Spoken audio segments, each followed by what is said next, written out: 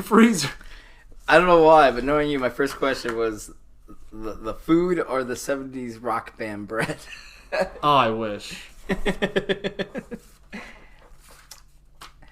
Oh, like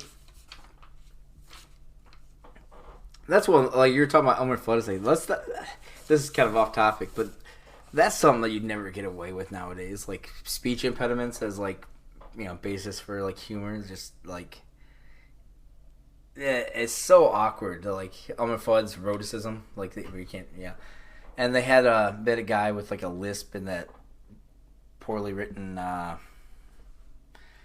what was the name of that show? The Big Bang Theory show. Which Yes, I know who you're talking about. The one who can't talk in front of No. There's like their friend. I don't know, I can't remember his name, but he has a rhoticism and like it's a source of humor for them. And they're like, oh, but at least he pulls pranks and gets one over on the other four guys like that he doesn't hang out with. Well, at least they do back and forth. Yeah. But it's just like, that's how we get away with making fun of them for a while. I don't like that trope. I like making fun of people, but I don't think you have to redeem them. No. Afterwards. You can just keep making fun of them. Just own that shit. Yeah. Be like, well, I make fun of you because the way you talk. Yeah. And then he can get... If you tell someone, this is why we're making fun of you, they either fix it or they accept it. It is funny how poorly that stuff ages. Like, do you ever see, like, oh, God. I don't want to go on a too long of a rant, but do you remember that Jack Black movie with, where Gwyneth Paltrow's fat? Shallow Hal. Yeah. Yeah. And, like, the whole thing is, like, fat jokes for, like, 2 hours. And then they're like, oh, shit, we just made fun of fat people for 2 hours. We have to redeem this. And it's just like, oh, I still love you even though you're fat. It's like the worst. I think that's okay because Jack Black's pretty fat. Now, if Jack Black was a good-looking guy, I'd maybe be a little offended. Do you think they could make that today, though? I mean, that wasn't that long ago. I think they could get away with it if they flipped it and made it like weird irony. So if he's already attracted to really fat women, and then the really nice ones are even fatter. Yeah, like usually when you like hear... he's into like women, you're like, oh, she should not wear a swimsuit, and then they're really nice, and then they're like, oh, she can't get out of bed, like, and that's the lady he falls. Yeah, that's the woman he falls in love with. But like, think about how, like you know this as writers, like we always have that thing of, it's like, oh, well, 50 years ago, it's like, yeah, you can never get away with writing that today. It's something you hear every day. It's part of the monoculture of being a writer. People go, oh, well, you can't get away with that today. And then you always hear it sometimes in the other instance of, oh, you can say whichever, there's all kinds of things you can say to now that you couldn't say back then. Like you could have gay people on shows. You have all these, like... So it goes both ways, but like it's amazing where that standard for like what's culturally okay to like poke fun at has shifted even in the last 15 to 20 years. Like the movie White Chicks, not a very funny movie, but they couldn't make that today. You can always make fun of white chicks though. What do you mean? Well, like having black people in whiteface, and it's like that wouldn't fly today. Why? Because it has to be white people in blackface now. Or like having anything with blackface. Like they're taking out things on Hulu from shows that were made 5-10 years ago because they're like, oh, this is no longer. Do you appropriate. think gay jokes since jokes, blackface isn't like a thing? Do you think that has like deteriorated like coal miners, like their presence in the world? Like, they have no outlet now. You'll never see them on TV. They have to get sprayed down when they leave the coal mine before Exactly. they can go anywhere. Like, that is so racist. You walk out of the coal mine, that is so... They're just like, this is why no one's helping us. They think we're all racist. By the way, we're not condoning blackface. No, I'm just saying someone needs to help these miners. Like, blackface should be okay. Not at all. Like, I understand why it's that way. I'm amazed at how fast it's happened. Like, there are jokes that you can't write today that you could write 4 years ago, 5 years ago, according to Katie Cadlip, who I'm not supposed to mention. Like, it's that line has definitely shifted, and it's shifted fast. Like, I see these sitcoms from like a decade ago, and it's like, I couldn't say that now. I think that you can just say whatever you want. Like, who cares? Yeah. If you're someone and you're projecting your work of anything, if you consider it a work, something you put effort into, and you want to phrase it however it comes out, and someone says you can't do that, it's your work.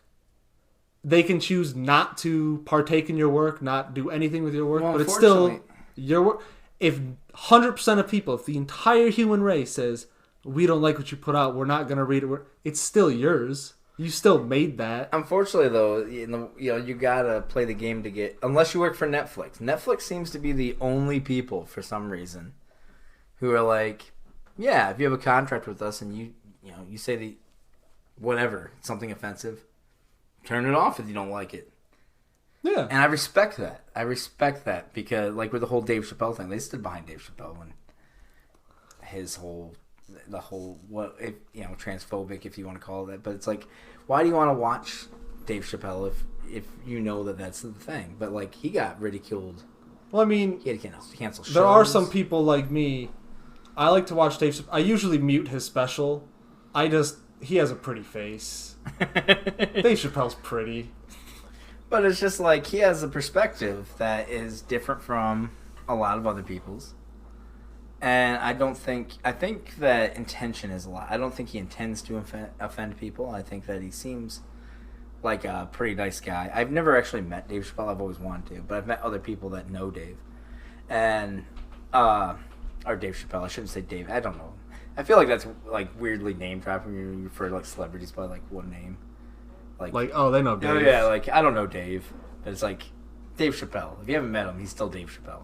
He's not Dave. You know what I mean? What do you think? You have to be like his personal friend to call him You have Dave? to at least have met the man before you got a first name basis, you know? I guess, yeah. Like, I call Dave Foley Dave now, but I mean, I call him other things now too. I'm just kidding. No, he's not the villain. By the way, Dave Foley is not the villain of that story. Katie Cadlop, who I'm not supposed to mention by name, she's the villain. Not Keenan either? No, Keenan was nice. He was surprisingly nice. You see, I've worked on shows where like they have a feature star, and sometimes you never meet them, and sometimes they come in and they're like just a fly on the wall to see like what's going on in the writing process. Other times they're super hands on; they want to be involved, and that can go one of two ways. Like sometimes it's really helpful because it's like, okay, well, what's your vision for this? If they like it more, they're gonna put more into it, and it's probably gonna work better if the person who you're writing for is into it. And then other times you get ones who are just like, they seem nice on TV, but they're absolute monsters, and I don't know how they even became big. They don't seem to have a sense of humor at all. They think they're way above the comedy of anything they didn't write. You know, they're the captain of the ship and fuck everybody else. But he doesn't seem like one of those guys. He seems like a nice guy, and he really, at least to my face, really digging some of the things that I was writing. And I don't think that it had anything to do with him. I think he really genuinely liked him. We were all confused by a couple of them. I don't know what was offensive. But could you give like an example of what could have been offensive? Like, got anything? I think one of them was, I mean, I'm not supposed to give out anything specific, but one of them had to do, it was a joke against China. And I don't understand. It's like, Keenan doesn't have a Chinese audience. And it was just like, it was about Chinese censorship. And then one of the jokes had to deal with the fact that Americans are borders with Mexico, and we have no idea what an actual taco is. It's on the course. It sounds dumb without the context, but how like our perception of other cultures is so skewed, even if that culture is literally part of our nation and our southern neighbor nation-wise. How we just know nothing about them. Our perspective of Canadians, for instance. It is weird how like you're not even using like words that would be typically taken offensive. You're kind of just like arranging a word in a certain way, and it's taken in like a weird meaning, like something that's normally not offensive, but in a different context just makes it offensive. Like, I remember I had this this buddy, and he used to tell me this joke, and how it was like, Hey Arnold had this character, and the character was called Stoop Kid, and he was always like, that's weird, because like Stoop Kid, he's just a white guy, and he's just on a stoop, and it's just who he is. And he's like, but if he was a black dude and they called him a poor